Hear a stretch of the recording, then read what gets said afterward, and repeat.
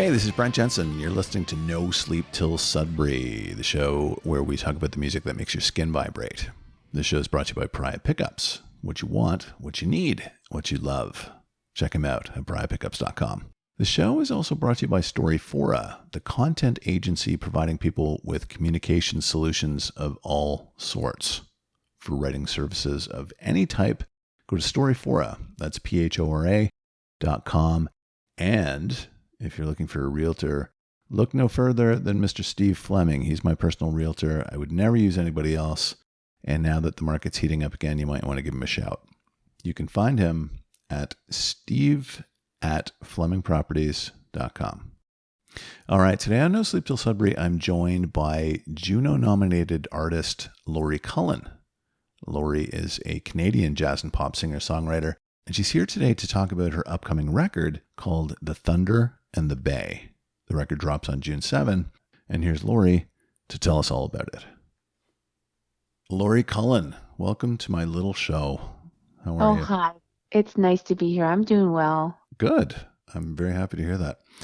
Now, Lori, you are here to talk about your new record. Your new record is called The Thunder and the Bay, available on June 7. It is your 9th album. Yeah. Yeah, I'm super excited about it. I'm happy to finally get people to hear it. It's great. You know, I was saying I hear a little Jane Sudbury in the songs. So I heard I listened to All Fine, and I'm a Sudbury fan, so I picked up on it right away. Yeah, it's always a real compliment to hear that I get compared to Jane because she was a real influence for me in the 90s and continues to be. She's still making lots of music, and she's going to be playing at Hughes Room in a couple months. And I always felt that she was, a real artist. She really follows her own path, and she's really brave that way because it's not easy. And she had some Canadian hits, and Oh yeah. she could have just kind of pumped out the same thing over and over again in hopes to keep that, but she kept just doing what she wanted to. And I think she's a real inspiration. Oh, she's a trailblazer, no question. Exactly. You know, Yeah. she definitely marches to the beat of her own drum. I didn't know that she was still out there. Oh yeah, she's making music. She does a lot of these like live things on Facebook, like Facebook Live. She was doing a lot of them during COVID, where she would do these like meditations to try to help everybody cope. Oh, wow. And, yeah, it was really kind of intense, and if you let yourself succumb to kind of the oddness of it, it was quite powerful. Not for everybody, Mm-hmm. but yeah, she was able to convey this kind of sense of peace, and I don't know, there's like an angel thing around her somehow, for me anyways, like some connection to the afterlife. It sounds extreme, but I've always felt that with her.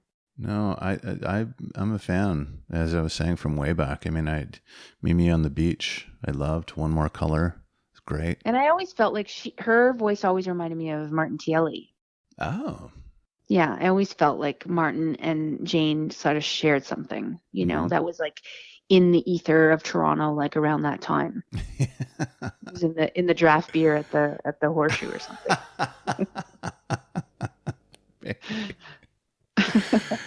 So we were talking previously about what I thought was your last record, but it was your second last record. Yeah. And this is kind of cool. I like this, that Ron Sexsmith and Kurt Swinghammer wrote songs for you to record an album of. Yeah. I mean, I am a singer-songwriter, but I also do, I've also made records of other people's songs, so I can kind of fly both ways. And it was not that long after I had my child when I was kind of struggling with my identity and where to go next. And I was exhausted. And, as mothers and as parents, we give. And then at the end of the day, it's like, oh, am I going to write a song now? The worst song ever about like all the details I had to tend to. So during a night hanging out with Ron, because he's a friend of ours, and before he moved to Stratford, we would see him definitely every week. Mm-hmm. We'd be hanging out listening to records, and him and Kurt one night, I was there and I was complaining, and I think it was Ron that looked at Kurt and said, "Why don't we write a record for Lori to sing?" Oh, wow. And so I was like, I tell the story, I was like happy, but also like nervous because I mean, it sounds like looking a gift horse in the mouth, but I was like, what if I don't like them, I don't like these songs, even though I trust these guys, so much. But usually when you record a cover, you're choosing it because you already know that you can connect with it. But Right. so Ron wrote the lyrics and Kurt wrote the music. So the music has this kind of back rack flair, and then the lyrics have this thing that Ron does so perfectly, which is like make it so you know, so relatable. It's like a song you've always heard. He uses these turns of phrases that but he uses them in such a unique and emotional way. Mm-hmm. And so Ron wrote these lyrics. Like the lyrics really are about my relationship with Kurt, who's my partner and my baby daddy. Mm-hmm. And so he knew the ins and outs of what we were going through as a couple. And so the songs all kind of are surrounding that topic. Oh wow! See, I didn't know that about Kurt. Kurt played at Rob Pruce's show at the El Macombo He recently. did. Yeah, Yes. I remember. I was at home with the kid and he was out that's so rocking. funny. Yeah, I was there that night. Wow, small world. I was gonna say it's kind of hard to go wrong with Ron Sexsmith. I mean, if he writes you a song, chances are you're probably gonna think it's pretty cool. I would. Yeah, Yeah. it's true. And that's exactly what happened. So it all worked out. But it's good to always have a little bit of anxiety and doubt in every step. Keeps you aware. Mm-hmm. Yeah. So now back to your record. You must be super excited about this coming out. It's your ninth album. But Yeah. Yeah. no, I was just going to say, I love the sound of it. And I know that you're an accomplished jazz singer songwriter, but this is a little bit different for you, right? Yeah, it's quite a bit different. I found this connection with this producer, James DePino, who in the past, he's done a lot of different kinds of music, but has really kind of honed in on doing electronic dance music and like soca and, really kind of like making music in his computer. And so we were working on some other projects and, one day it was suggested by one of us, I can't even remember which one now, why don't we try writing something together? And that was a year ago. And the process just, our connection and our commitment to our connection was so strong that it was almost like a blur. Like I know a lot of things happened in the past year, but we were literally working on this every day remotely. He would send me kind of these half formed tracks, and then I Mm-hmm. would I would take my mic in studio and come up with melodies, and then I would send those things back to him and he would tweak, and it just became this really kind of roller coaster of a ride making music kind of in a way. And maybe it was because it had this pulse and it had this a different kind of sense, like the BPMs were higher. Mm-hmm. I almost had like a visceral reaction to this music. I felt myself, even when I wasn't making the music, kind of happier and feeling a bit younger.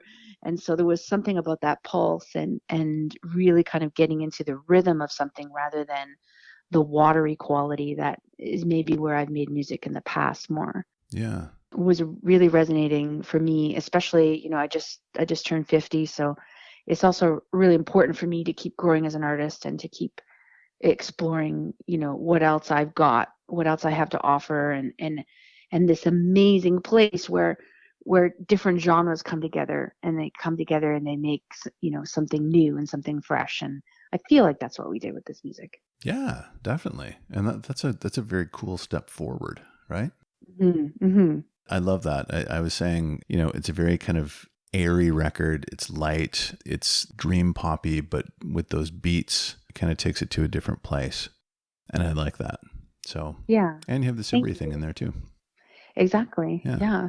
So, And someone else said it reminded them of Goldfrapp, which I thought was interesting. oh, I don't know if you're too familiar with that 90s band, but not it super also has like familiar. a 90s thing to it, like the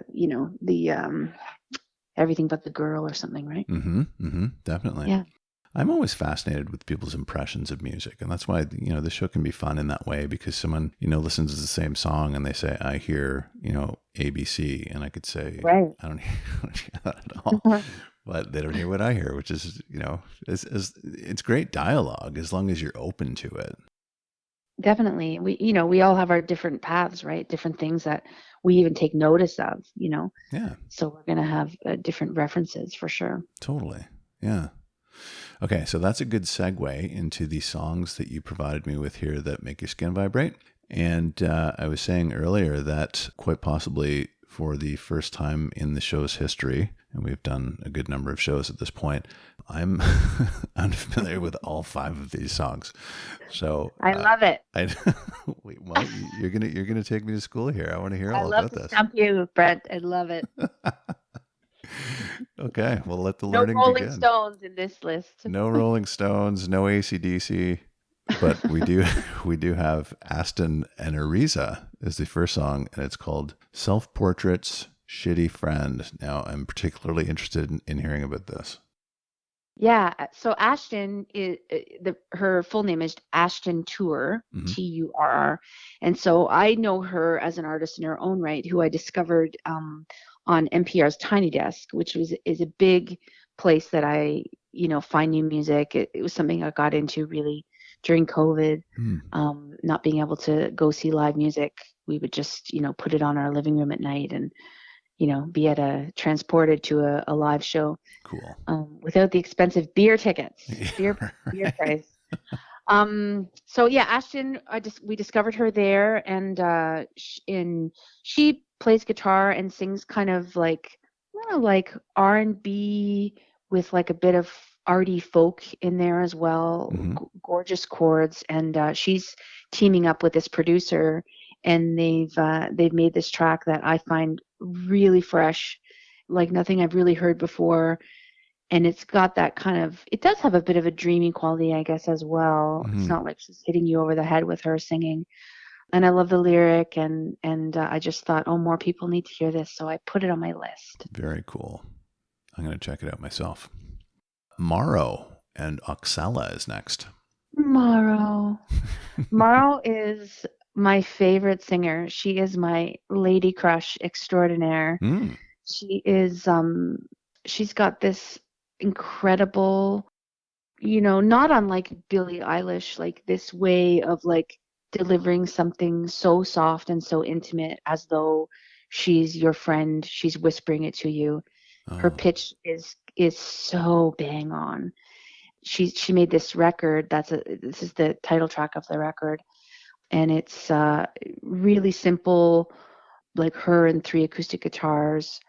And this particular song is in Portuguese, so I don't speak Portuguese or understand Portuguese, but I love that because the song is whatever, it can be about whatever I want it to be, and it's not about the lyrics. It's Yeah. about the sound of her voice. And Maro is, and she is she was one of Jacob Collier's backup singers. Mm. So she hangs around with with talented people. Mm-hmm. Well, the reference to Billie Eilish, I was thinking if this is anything like What Was I Made For, then I'm all in. That is such an incredible song. Yeah, yeah. I'm actually really kind of excited to get into her new record. I heard just a little bit of it. I don't normally listen to a lot of ultra pop music, but Mm-mm. I like to check it out. I like to watch the videos. I like to see what's happening because usually the budgets are amazing, so they get the best, the coolest looking things. And I love a pop video on YouTube, on a Friday night. Mm-hmm. Love it. Yeah, I'm not, I don't listen to a lot of that stuff in particular, but I watch Saturday Night Live every now and again. Yeah, And I love definitely. right? When Yeah, artists are on there, it's like there's no safety net, you I know? know. So there's I no, know. and it's, you see the artist in a completely different medium almost, Yeah, right? good or bad, right? Yeah. Right. And they Did have you to see perform. did you see Ariana Grande recently? No, I didn't see that one. Oh, you gotta find that. It's really good. It's Okay. really cool. I mean, it's super poppy. The changes are whatever, but and she just looks like as cute as a little button. Mhm.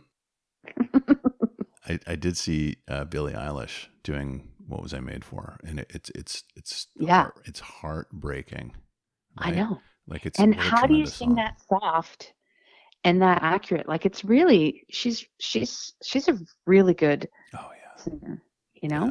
Yeah. Unbelievable. Her and her brother. So cute. Mm-hmm. Love it. Yeba is next. Louis Bag. Yeba. Yeah. Yeba's from the States. She grew up in the church. Her father was a minister. She knows how to sing. Mm. She is one of these, technical singers from, I don't even, like, I hear her sing and I don't even know how it's technically possible. Not normally into tons of riffs in the singing that I like. Mm-hmm.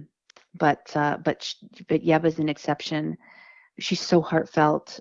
This particular recording, even though this song is on a record, this particular recording is a live version from Electric Lady Studios Mm. with Questlove and a whole bunch of the coolest cats. Pino on bass, Mm-hmm. James Francis on piano, just like a real gang of like music virtuoso kind of super kids, Love it. getting older, not kids, but and there's an accompanying video to this song that I highly recommend. Yeva is, well, she's most well known because Drake had her on his last record. Mm. He had a song called Yeba where Mm-hmm. she is the singer, and so that was a real lift to her career. But she opened up for John Mayer on a tour, Oh, and yeah, she's the real deal. She is the real deal. cool. All right. Another one to check out. June Tabor and Seven June Summers. Tabor. Yes.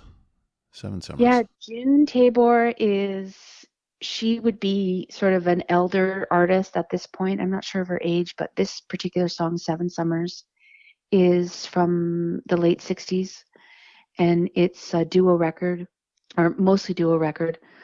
And the thing about this song that is so captivating to me, well, it's so many things, but the piano sound, not Mm-hmm. too sure how they're getting that sound, but there's some effect on there. It seems like an analog effect. It doesn't seem digital. Well, it's 68, so Mm. who knows what they're doing. The mystery of it is fine to be kept, but there's so much space in this music for her to sing this, Celtic tale. She's mostly a Celtic singer, and another singer very influential for me. I guess my DNA is quite Celtic actually, so Mm. I feel a real connection to those melodies and that kind of chord movement, the minor, the major to minor shifts, Mm-hmm. and I just, this is one of those songs that I could listen to every day of my life. Wow. You're quite an advocate for these songs. I love when you talk to people about music and they make you want to listen to it. Yeah, well, good. Well, good. It's so much easier to do that for other people's music, right? Than your own, for sure. Yeah. Okay, so last one, Christine Bougie and Soft Landing. Yeah, Christine. So, you asked me to come up with these five songs, and I knew it was going to be hard to just choose five. Mm. And last night I'd sent you these songs in advance, and then last night I was lying in bed thinking, I got to change my songs. I gotta tell them. I just want to feature local people. I just want to. There's so much great local music. I was seeing John Millard last night at the Transac, and I gotta add a John Millard song, and I gotta, I should focus on not the underdog, but you know what I mean.